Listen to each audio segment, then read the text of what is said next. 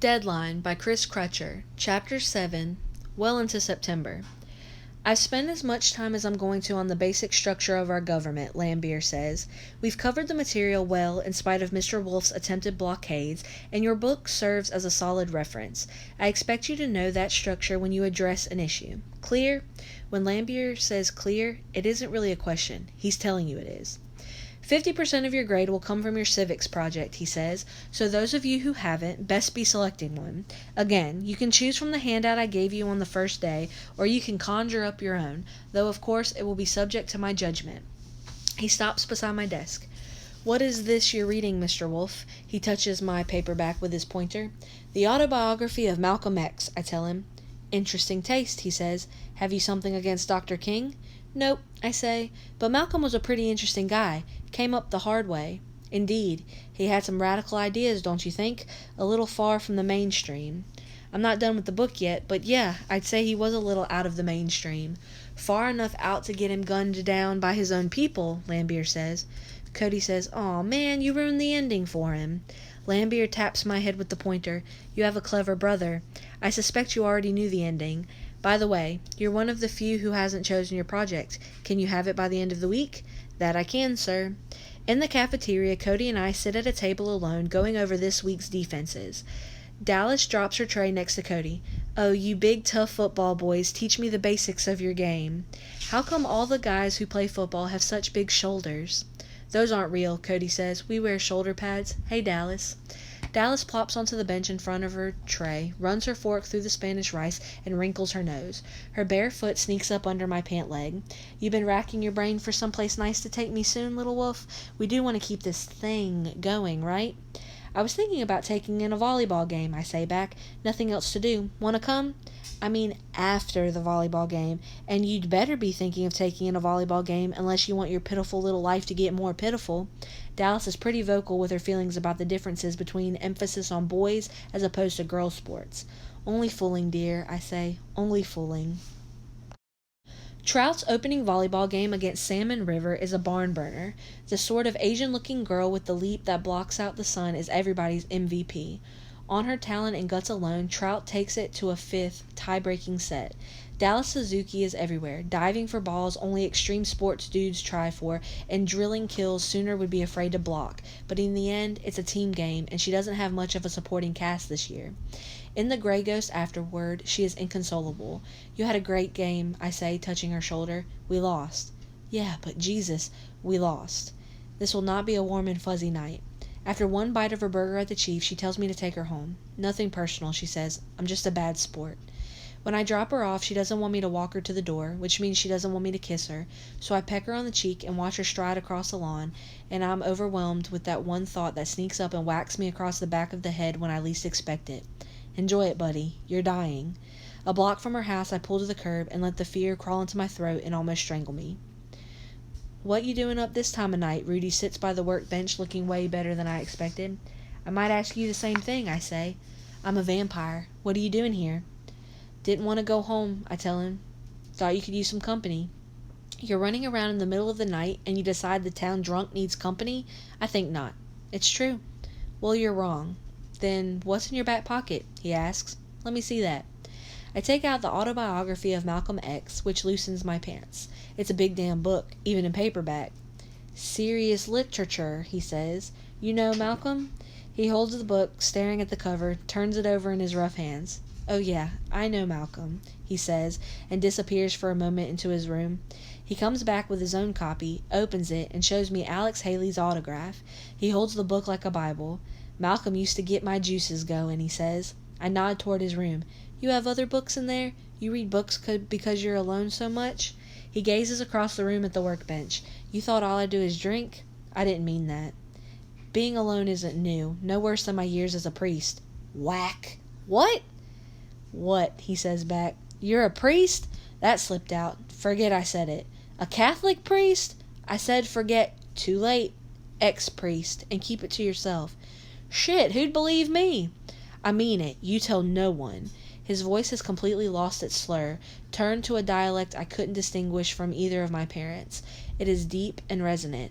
I can't help but look at him funny. It's a long story, he says. Tell me. No chance. We stand, staring at each other. Okay then, I say finally. I won't tell anybody, but you have to tell me more about Malcolm X. That could be arranged, but not tonight.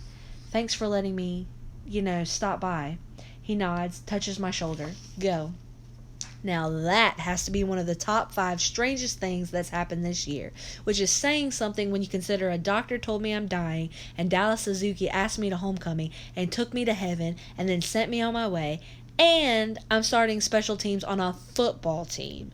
First he's Rudy McCoy, the town drunk. Then he's Rudy McCoy who sounds like he stopped drinking. Then he's Rudy McCoy with an autographed copy of Malcolm X, which, I shit you not, is an amazing book. And then he's Rudy McCoy, the ex-Catholic priest. I think when you're dying, you start looking for important things in the corners. You can't let anything that seems even semi-important pass, because it passes forever. Things take on meaning. In my pickup on the way home, I'm figuring Rudy McCoy is somebody I'd better get to know better. The Horseshoe Bend game is fast approaching, and all of Trout is holding its breath. I'm up till the wee hours with Cody every night, playing and replaying the HB tapes Coach Banks gave us, studying the physical nuances of the 2 or 3 players who don't get that they're telegraphing Horseshoe Bend's every intention. We've got tapes from all their games so far, thanks to the compulsive nature of Gustavius O'Brien, who needs an A in phys ed to keep aloft his 4-point plus grade point average, and who can't dribble a basketball twice without sending it scooting off his foot and under the bleachers. He convinced Coach it's as valuable to record physical activity as it is to perform it. Coach wasn't hard to convince. Gustavius provides some primo game tapes.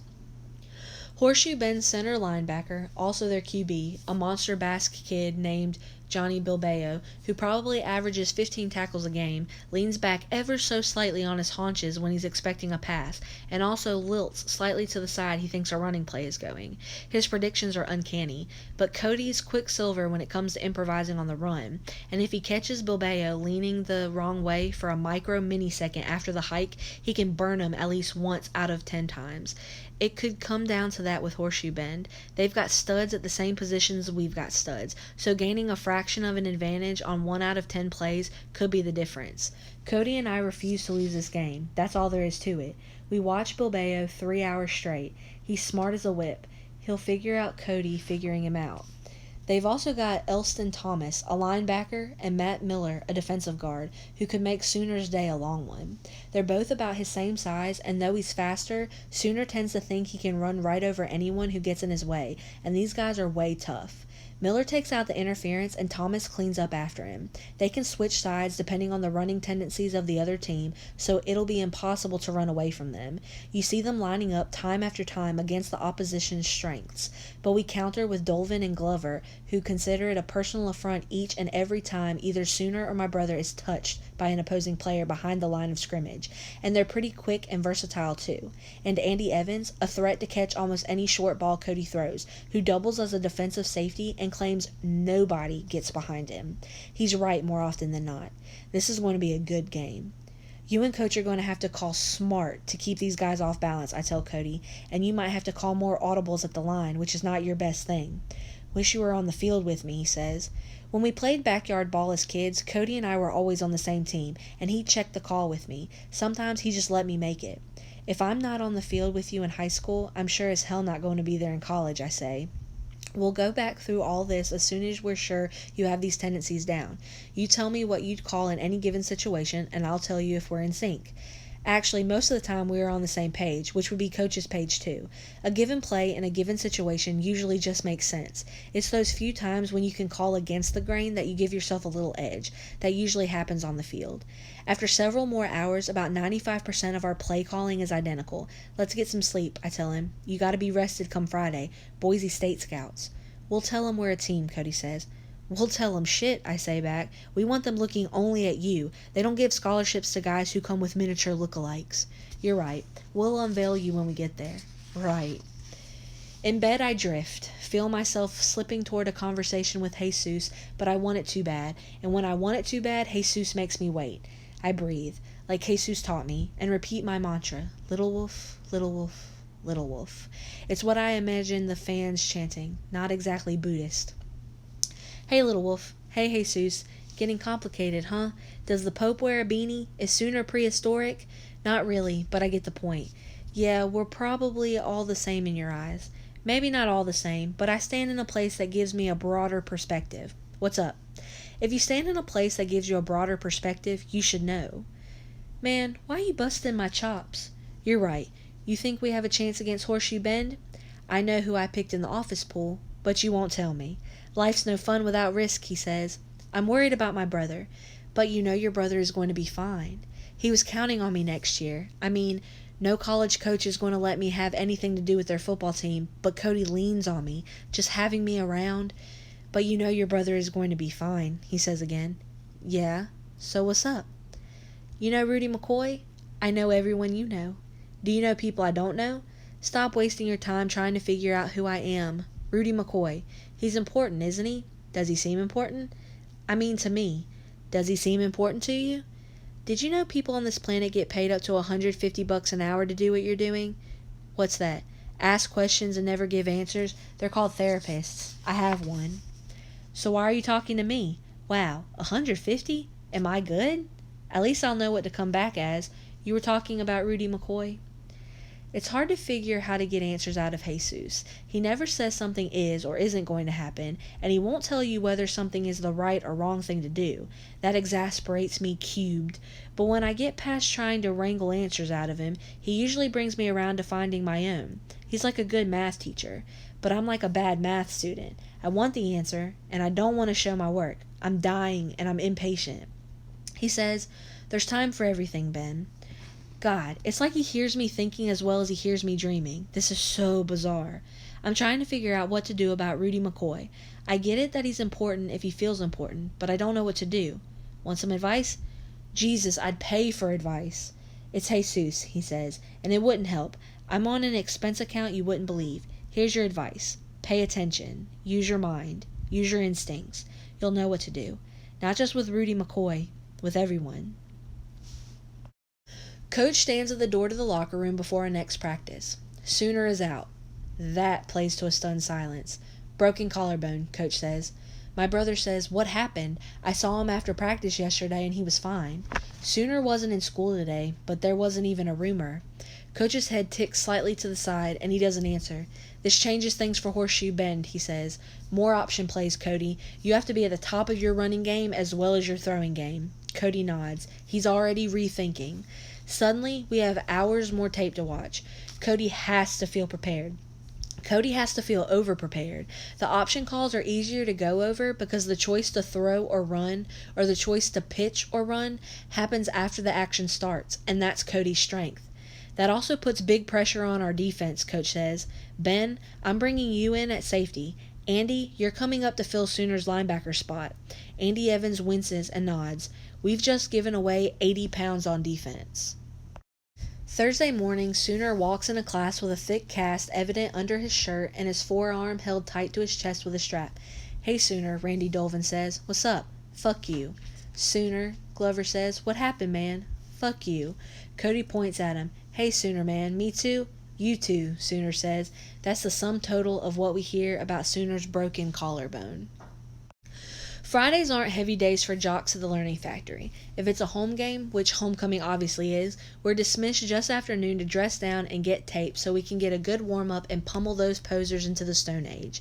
If you think there's a chance any one of us is going to concentrate on quadratic equations or what Coach thinks Charles Dickens meant or any current event other than the college football rankings, you are exceedingly wrong-minded.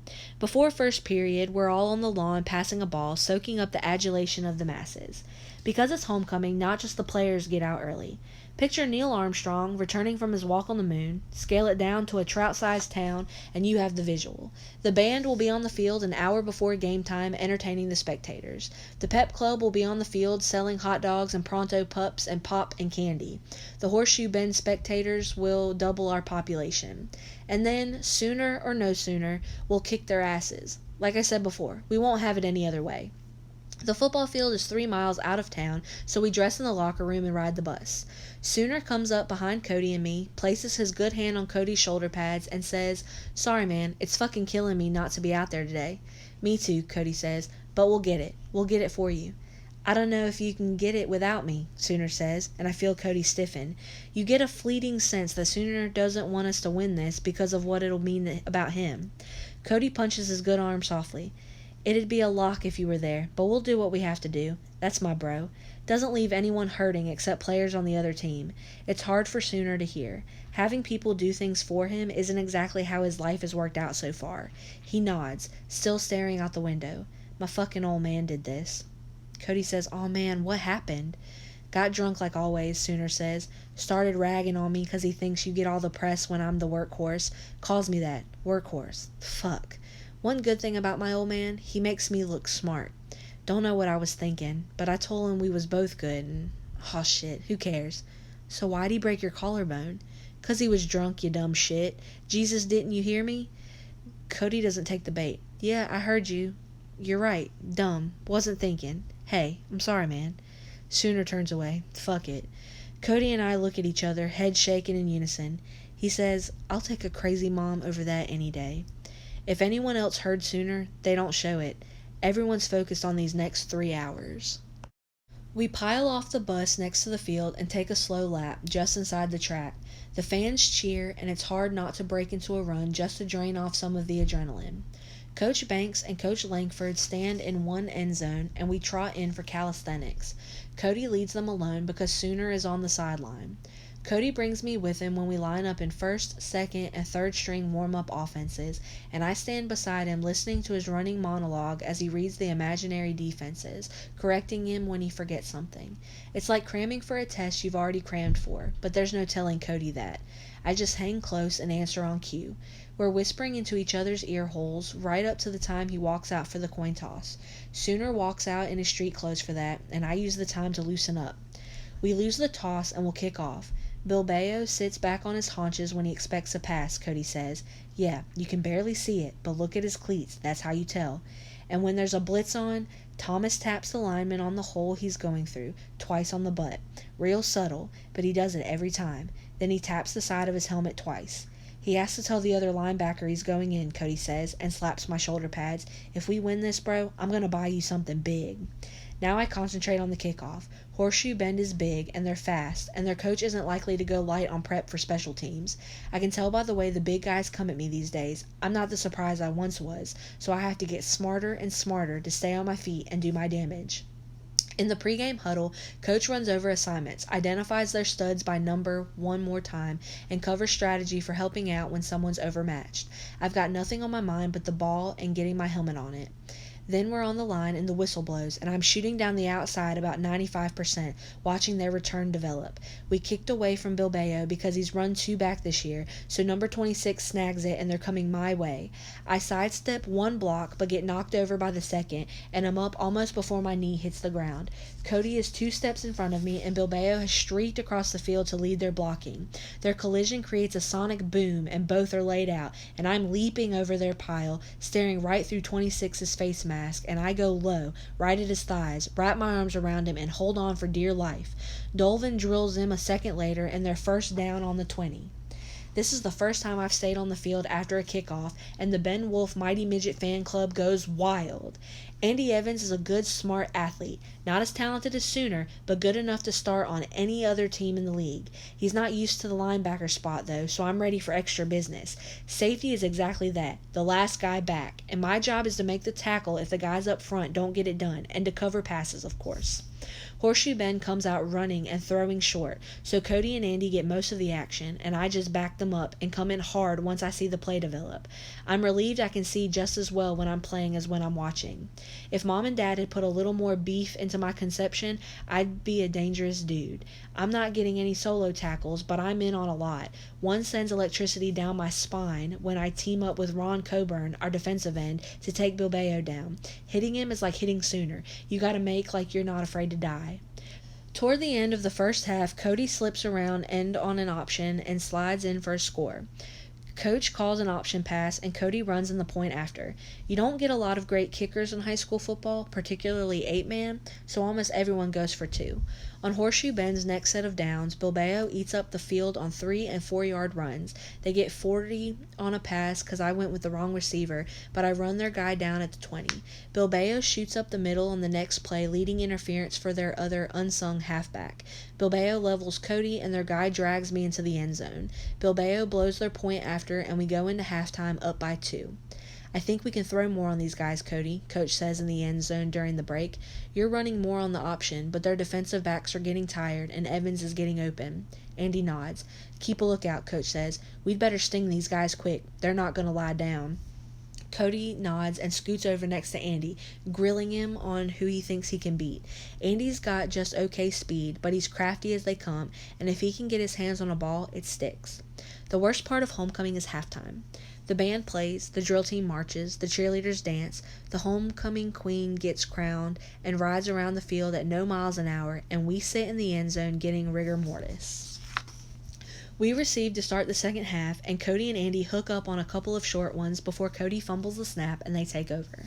They go 3 downs and punt, and we do the same, and that damned Bilbao brings it all the way back. He jukes the first tackler, then cuts back across field away from me and Cody. Cody locks on him, and he's gaining, but somebody puts a honey of a block on him, and suddenly it's me and Bilbao, and then it's just Bilbao. He was too far away for me to get an angle, and they've got us 12-8 because they blow the point after again, which gives us a little window. We're back and forth in the middle of the field through the quarter. No one's scoring. There's earthquake-style hitting. If one side of my body isn't numb, the other side is. Both teams are clean and well coached, and nobody wants to lose.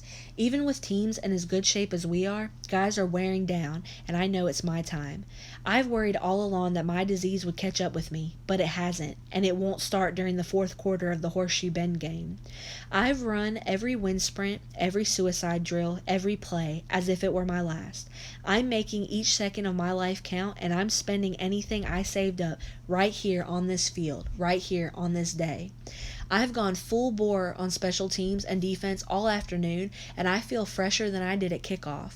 I'm in pain every time I hit, but I cause pain every time I hit, so who cares?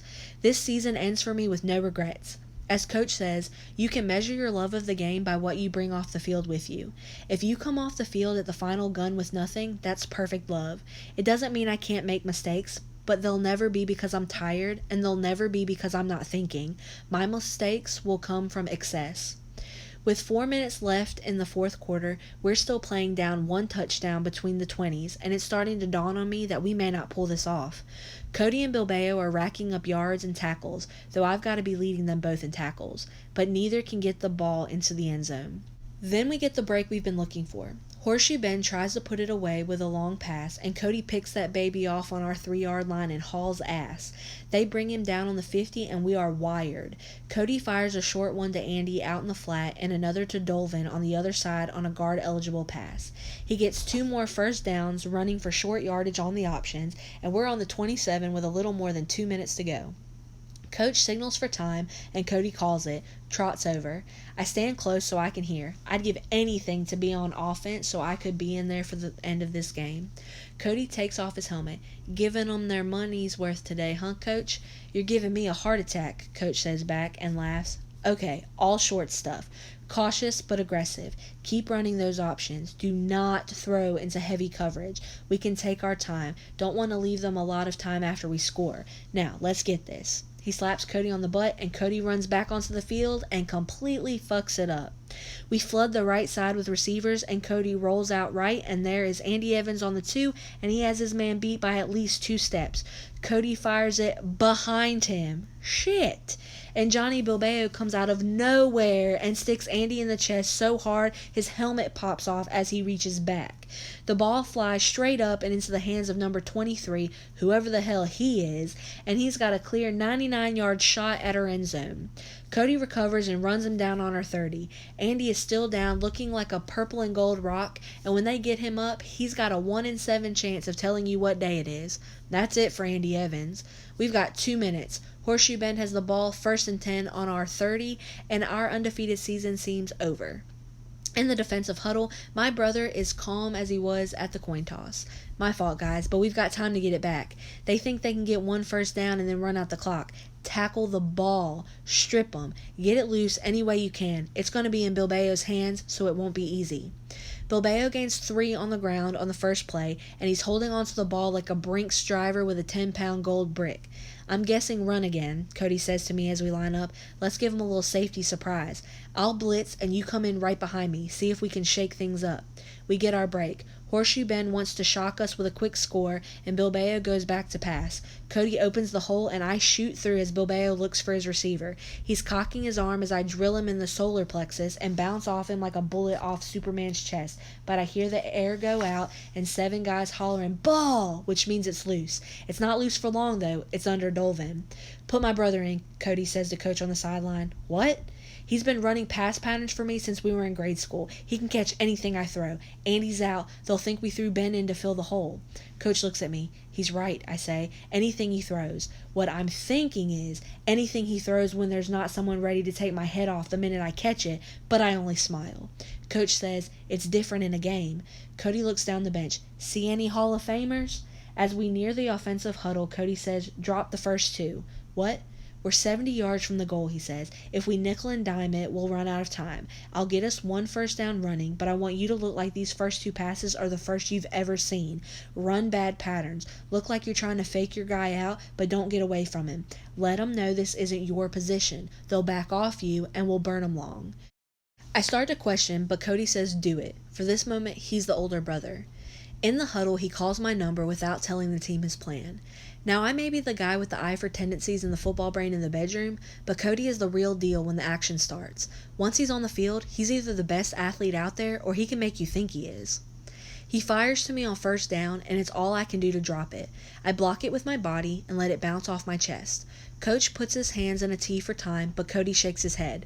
He hands off to Glover, whose biggest claim to fame up till now is clearing out the hole for Sooner, and Glover picks up 6. Cody options the next one and steps out of bounds just past the first down marker. A hair more than a minute on the clock. I'm coming off my position like a first practice freshman and can already feel them cheating a bit, leaving me. My fucking brother is a genius. Glover gets a yard on first down. On 2nd and 9, Cody fires me another short, easy one, rolling to his right, and I drop it too. Back in the huddle, the guys stare at Cody like, "I thought you said Sneezy has been catching your passes all his life." But Cody glares back and nothing is said. Cody gets another few yards running, but can't get out of bounds, and the clock is ticking. Time for one play. He slaps my ass and says, "Play Mr. Klutz for a second, and then slant for the left corner."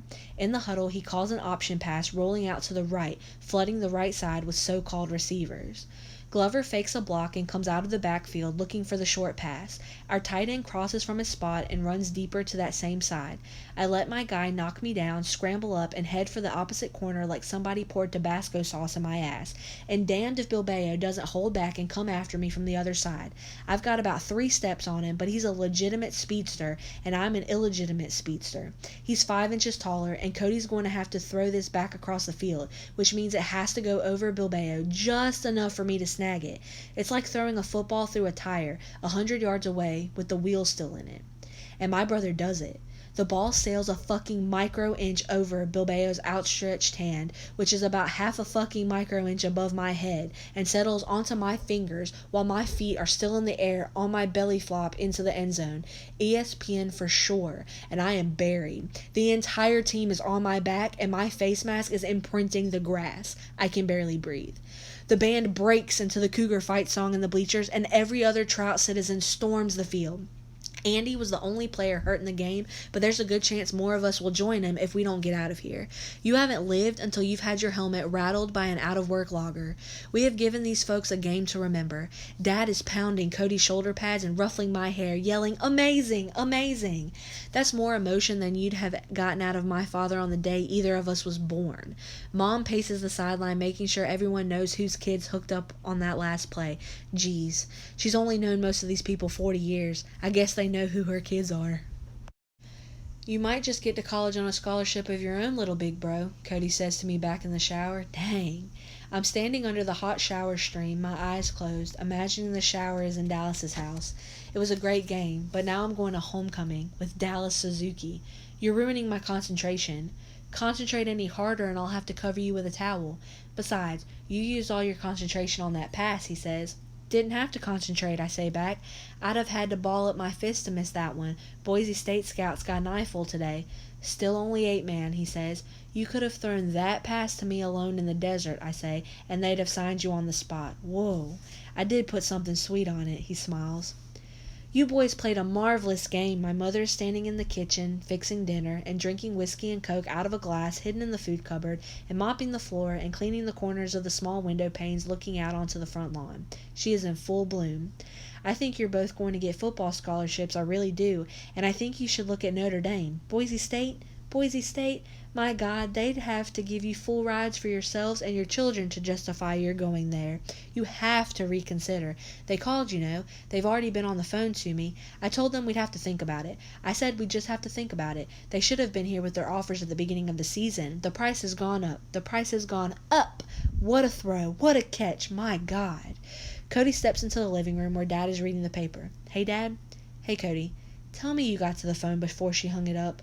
Close, but no cigar, Dad says. But I did call them back. You're covered. Thanks. Only here to serve, Dad says. Mom rants on from the kitchen. She thinks she's talking to me, but I'm in the doorway listening to Dad and Cody, wishing I could stop what's about to happen. She about to crash? Cody asks. Dad nods toward the kitchen. A crash follows this like thunder follows lightning, Dad says back. I give it a day, maybe less. Hey, you guys looked real good out there today. Ben, that was a very nice catch. I say thanks, but keep my eye toward the kitchen on Mom, who's turned it up a notch to Southern Cal or Michigan.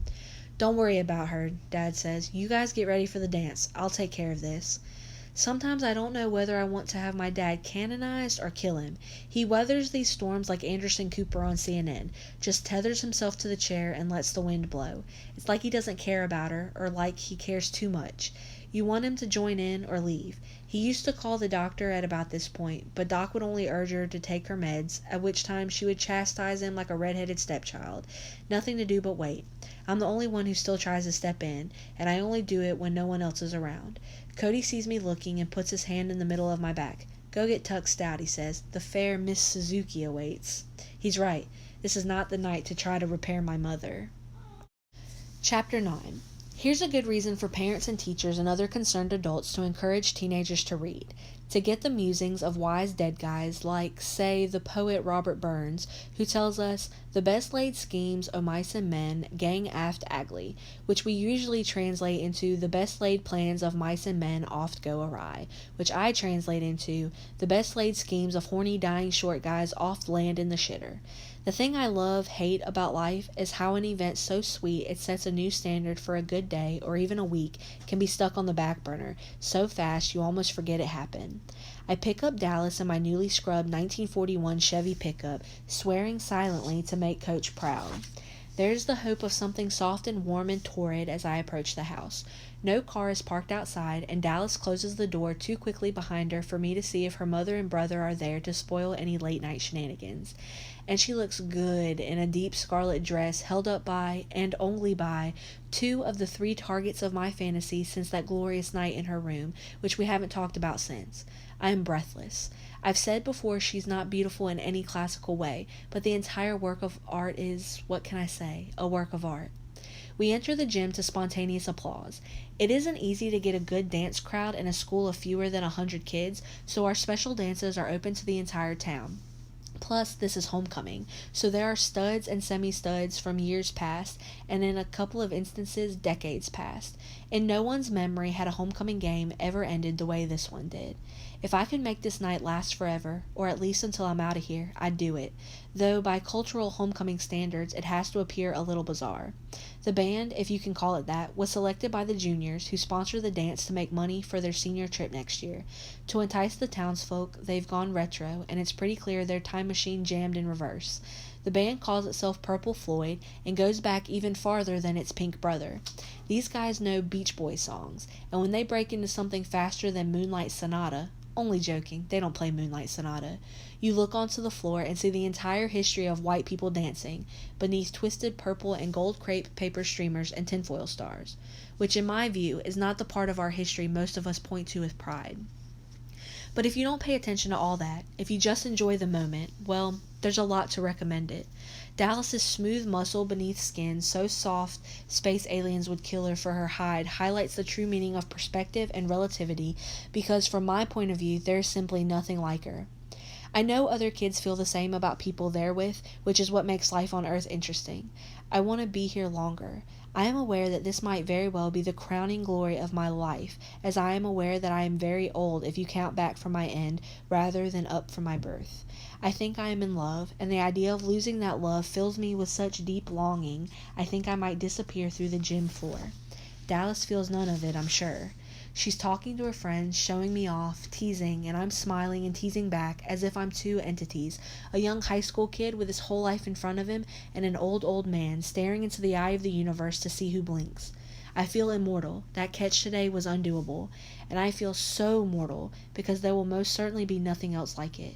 Dancing the slow ones, my head resting lightly against Dallas's breasts, brings thoughts of the feel of that catch on my fingertips. Moments of perfection feel the same no matter the venue. Paradox runs rampant. I am attached to Dallas as if a cord runs directly through our hearts, and I am completely unattached, floating alone through the night, ghostly already. I do not understand because in my mind it is so incongruous, and in my heart completely so. And we have spoken no intimate words. My brother walks through the door alone, and the gym explodes into a standing, cheering, thunderous ovation. The band stops, then cranks up a rock and roll version of our fight song. Guys shake his hand and pound his back. I take Dallas's hand and walk toward him as the crowd parts like the Red Sea. As we walk down the bare seabed, my brother opens his arms. Dallas gently drops my hand, and I walk into Cody's embrace. He whispers into my ear, "Don't let 'em shit you, little bro. This one belongs to you. Wherever I go, you go with." Suddenly, I feel Coach behind us, and we've got a little group hug thing going that we might eat a lot of shit for on Monday, but that feels just right in this moment. You guys enjoy this. It was special out there today. People live their whole lives without feeling this. He's quiet a second. Then, thanks. In the parking lot, Dallas sits in the pickup, and I'm about to get in the driver's side. Something bigger than a football game is taken over. Something even bigger than my desire to get naked and sweaty with a girl who just this moment owns me. I'm afraid to get into the pickup and drive away, like I'll break something. Cody slaps my shoulder as he passes toward Dad's car, and as my hand grips the door handle, Coach hollers my name from his car across the lot. I walk toward him, and we meet halfway. "I can't keep you out as a starter anymore, Ben. You've put 4 years into this one. You've earned it. This is a game where, when the stars line up, focus and intention elevate even the most mediocre talent, and somehow you lined yours up and kept them there all year. I'm late getting to this, but it has to happen." "Nah, Coach," I say. It isn't up to you, Ben. It's done. Everyone thinks that pass today was your brother's doing, and I have no problem giving him his due.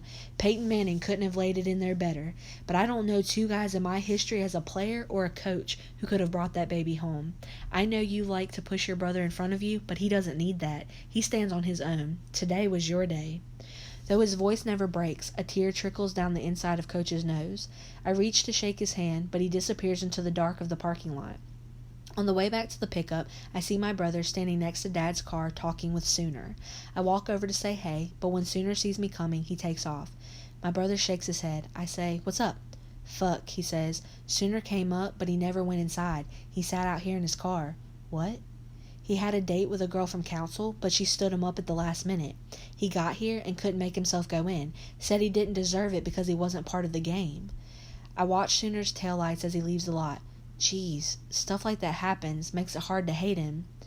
Cody shakes his head. The guy's got nothing but football, and his old man steals that from him. He shakes his head again and gets in the car. "Be a good boy," he says, and starts the engine. I pull the pickup in front of Dallas's house and kill the lights. Her mother's car is nowhere to be seen, and the house is dark, save for the single bulb burning on the ceiling of the covered porch. The dim light from the dash casts Dallas in an almost ethereal glow. She turns in the seat and runs her finger the length of my cheek. "Someday, huh, little wolf? Someday. Want to come in? I can't tell you. Mom and the feature Unabomber are at my aunt's, and there's good news and bad news," she says. A slight smile crosses her lips. "There's more good news? Give it to me."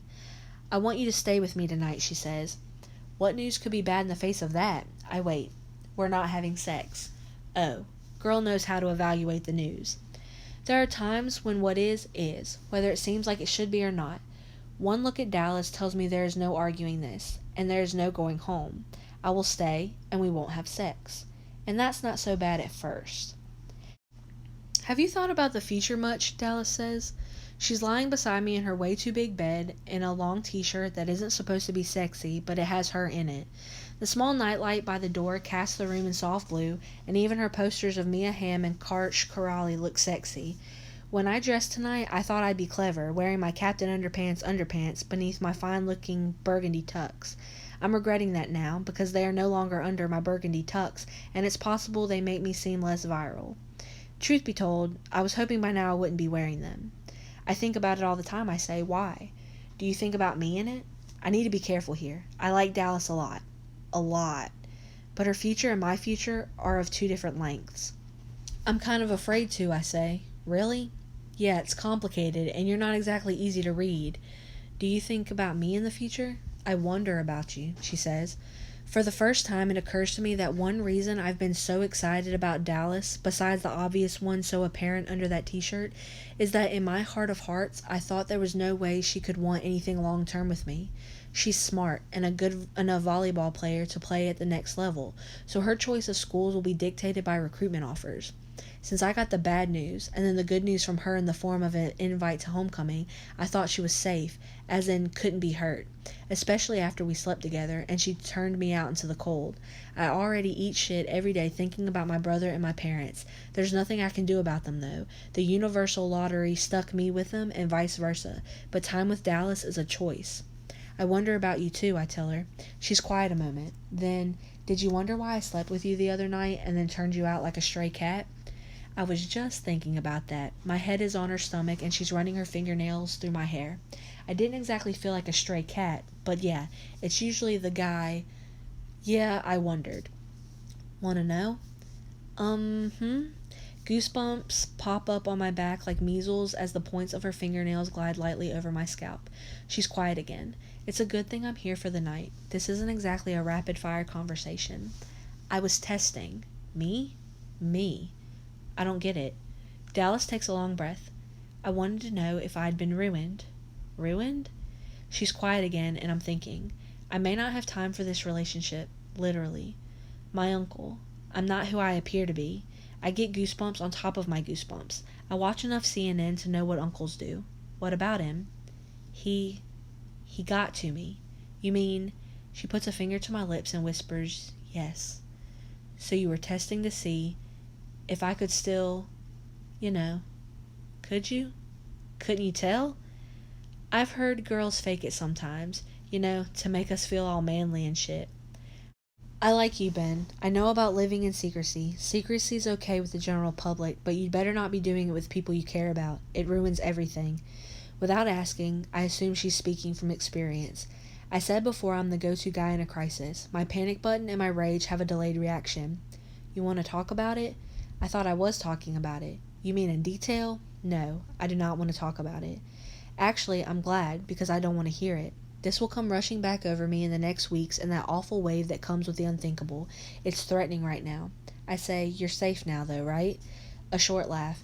Yeah, I'm safe now, at least from my uncle. We lie a long time quiet. Dallas's fingernails are still absently tracing my scalp, and I'm listening to her breathe. Man, those fingers are driving me crazy, but even sooner would know this is not the time for any kind of move. It's like she's reading my mind. Don't worry, little man. We'll have more chances. What are you doing here? Did you think I lived at your house? Jesus says. I guess I did. He reaches over and pats my chest. I live here, he says. I can almost feel his touch physically. So, he says, you rang? Did I? You meant to. You mean because of what Dallas said? Duh. Duh. That's not exactly otherworldly. Duh is universal. Do you know how many people she's told? I say I don't. Well, he says, as she might put it, if she tells one more, that will be two. No shit. Are you sure that's the way you want to talk to the likes of me? No kidding? No shit, Jesus says. That's a big truth she told you. You could have jumped up and run. A lot of guys would, or at least slid out the side. It hadn't even occurred to me. Really? Look around the locker room sometime. So what does it mean? She told you the truth. You said that. Jesus looks at me in that way that gives meaning to what they say about the eyes being windows to the soul. I almost can't return his look when he does that, and I get it. Oh, the truth. You mean I should... I pop awake. Dallas's head is tucked in the crook of my elbow, her chin resting on my chest. I feel her breathe, quiet and even. She is so So beautiful, so inviting. Though I don't even know what he looks like, I can't help picturing her uncle and my stomach churns. I hear her word ruined. What if she really thinks that? I said before, I feel like I love her. I don't know what that means for sure, but it feels that way. Not sexual. Well, sexual too, but that's not where the feeling comes from. Jesus is right. I don't know if I'm right about her not telling anyone else, but most of what he says turns out to be true. If it's right that I'm the only person she's told, that's a lot of trust. I wonder how she knew I wouldn't freak out. Now I have to decide whether or not to tell her the truth about me. I watch her chest rise and fall to her breathing and almost choke, thinking about it. It would bring great relief to talk to someone in the real world, but I do not want people treating me like I'm dying. Nobody. I want to make this year my life. A regular life where people treat you regular. It seems like I have a right to ask for that. I drift again. Twice in one night? Slow week. You think you love her. Yeah, I say. I'm too young to know what love really is. Really? That's, what people say. And people really know what they're talking about, right? Well, whoever they are, they have a point. I mean, what does somebody like me know about love? There isn't an entity in the universe that does not know about love, Jesus says. You may be mixing it up with sexual desire, or with some need to make love exclusive of all other people. Man, you're working me too hard. I'm going to give you one free, he says. Love in the universal sense is unconditional acceptance. In the individual sense, the one-on-one sense, try this. We can say we love each other if my life is better because you're in it, and your life is better because I'm in it. The intensity of the love is weighed by how much better. But what about when you think, you love someone, but you have, really intense sexual feelings about someone else? Don't change the subject. We're talking about love. I start to ask what's the difference, but Jesus raises his hands and shoves her in reverse, and I'm lying in Dallas Suzuki's bed in the early morning darkness, listening to her easy breathing, knowing full well my life is better because she's in it, and wondering if the same will be true if I figure out how in hell I'm going to tell her the truth about myself.